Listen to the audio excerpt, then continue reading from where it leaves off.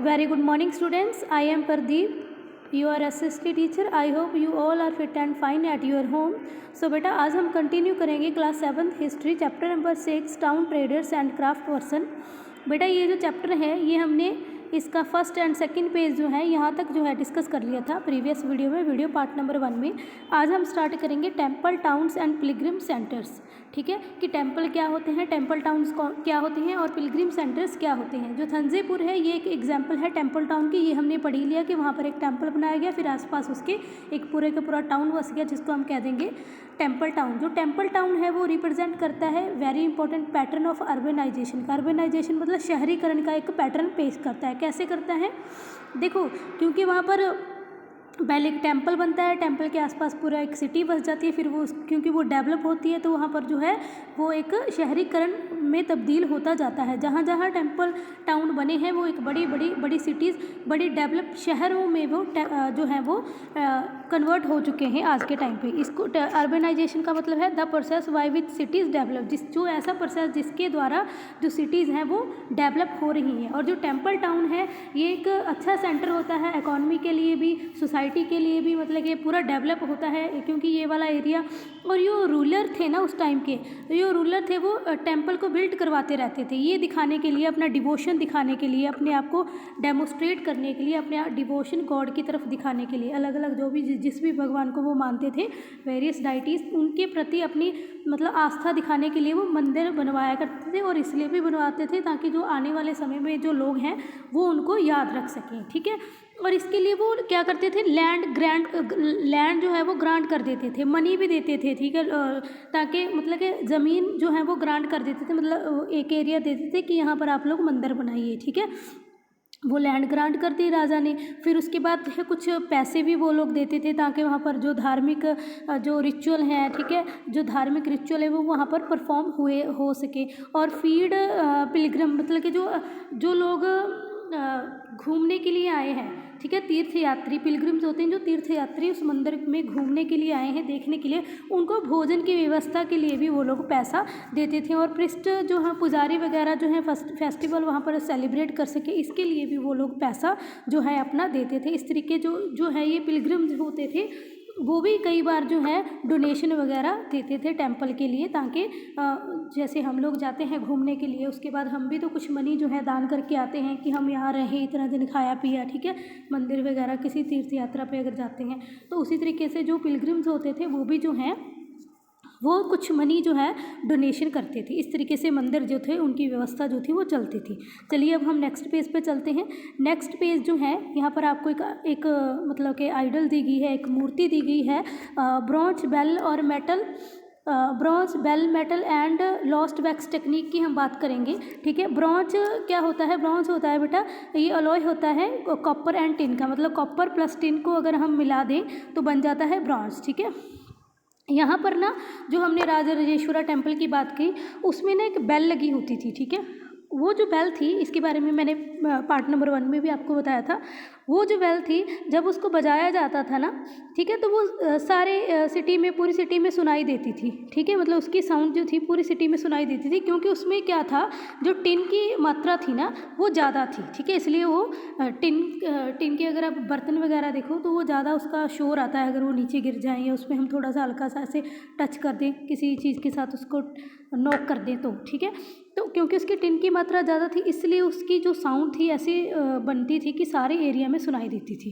Clear हो गया। Next passage में ये बताते हैं कि जो चोला ब्रॉन्ज स्टैचू की हम बात करेंगे, जो हमने चैप्टर नंबर 2 में भी देखा था। ठीक है, इसमें लॉस्ट वैक्स टेक्निक का यूज़ किया गया था। अब हम बात करते हैं लॉस्ट वैक्स टेक्निक होती क्या है। फर्स्टली जो है एक इमेज तैयार की जाती है वैक्स की मोम होती है, उसकी एक इमेज तैयार की जाती है। मान लो ये वैक्स की इमेज हमने तैयार कर ली, उसके बाद क्या करते थे, इसके ऊपर ना एक मिट्टी की परत चढ़ा देते, गीली करके मिट्टी, उसकी एक परत इसके ऊपर हल्का हल्का ऐसे लगा देते थे पूरा। तो वो जो मिट्टी थी, गीली मिट्टी, वो इसी की शेप ले लेती है। ठीक है, तो उसके बाद क्या करते थे, इसके नीचे यहाँ पर एक छोटा सा होल कर देते थे, टिनी सा एक होल कर देते थे, टाइनी होल कर देते थे।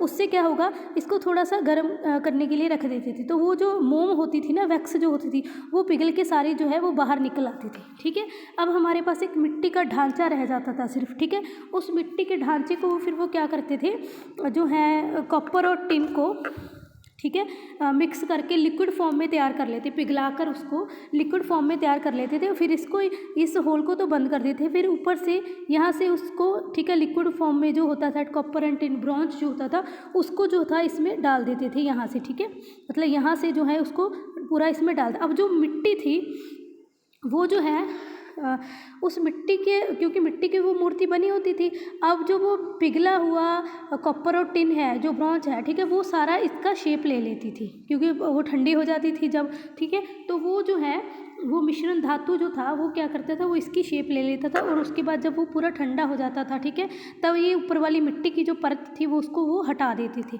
इस तरीके से के साथ ये जो टेक्निक यूज़ की जाती थी, लॉस्ट वैक्स टेक्निक, इससे जो है इतने खूबसूरत जो है ये मूर्तियाँ जो हैं वो तैयार करते थे। और ये हमें इतनी ब्यूटीफुल जो है इमेज दी गई है, ये ब्रॉन्ज स्टैचू है कृष्णा का, ठीक है, जिसमें वो है कालिया सर्प है। आपने ये स्टोरी सुनी होगी, कालिया सर्प के सिर के ऊपर वो पैर रख के खड़े हैं, मतलब जो कालिया सर्प को वो मार रहे हैं, उसके सिर के ऊपर उन्होंने पैर रखा हुआ है। तो ये एक कृष्णा का, भगवान कृष्णा का ये एक स्टैचू है। यहाँ तक चैप्टर क्लियर हो गया बेटा आपको। अभी हम नेक्स्ट बात करते हैं। ओके बेटा, तो ये आपने यहाँ पर समझ लिया लॉस्ट वैक्स टेक्निक क्या होती है। और अब हम टेम्पल अथॉरिटीज़ की कुछ बात करेंगे।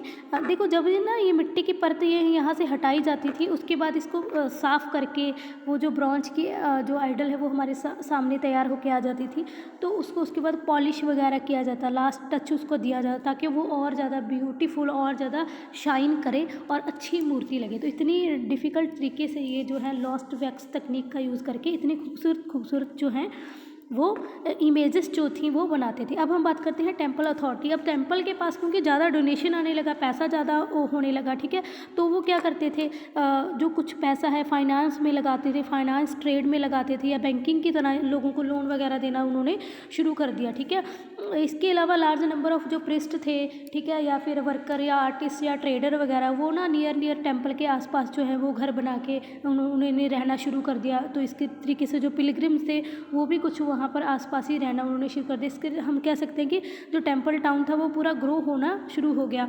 ठीक है, इसके अलावा आगे इन्होंने बताया है कि जो टाउन्स थे ना इमर्ज होते शुरू हो गए अराउंड टाउन जो है इमर्ज होना शुरू हो गया अराउंड द टेम्पल। इस तरीके से हमें कुछ टेम्पल्स की जो पहले टेम्पल बने और फिर टाउन बने, फिर बहुत ज़्यादा डेवलपमेंट हुई, उनकी हमें कुछ एग्जांपल दी गई है, जैसे विल्ला स्वामी, ठीक है, बलीशा और विदिशा इन मध्य प्रदेश में है, सोमनाथ मंदिर जो है वो गुजरात में है।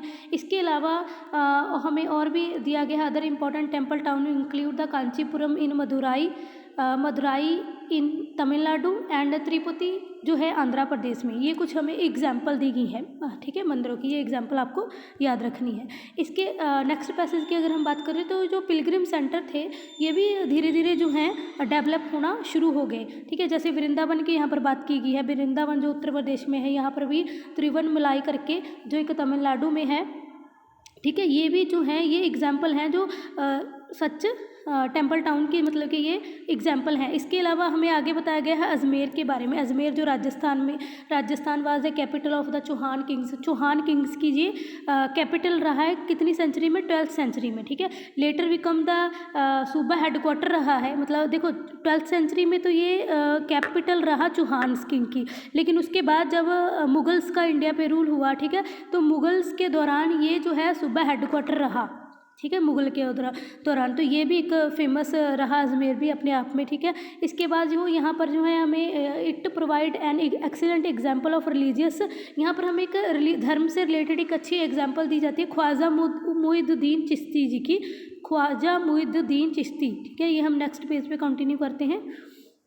यस, ये कौन थे, ये ना एक सेलिब्रेटेड सूफ़ी संत हुए हैं, ख्वाजा मुइनुद्दीन चिश्ती जी एक सेलिब्रेटेड सूफ़ी संत हुए हैं, ठीक है, जिसके बारे में हम चैप्टर नंबर 8 में रीड करेंगे। ये ना 12th सेंचुरी में काफ़ी फेमस रहे, लोग इनको यहाँ देखने आते हैं, यहाँ पर माथा टेकने आते हैं, इनसे मिलने आते हैं, इनका आशीर्वाद लेने आते हैं, तो ये भी अपने आप में एक फेमस रहे।